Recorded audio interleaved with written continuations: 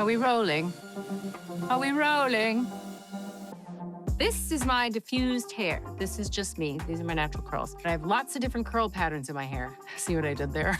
Patterns. So what I like to do is use this iron, and I follow my bends and I cajole them into a shape so that they all look like they're of the same family. Because as you notice, there's a couple that really like to stand out and forget that this is an ensemble and think that this is their show.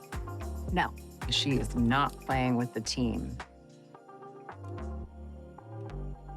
So I just like to make like a natural curl. And I always like to get the end in there. See, look, and then it just blends. Do you see her? Did you see how she went with the family? Good girl. Sometimes it's that trick I do. I treat it like a wand.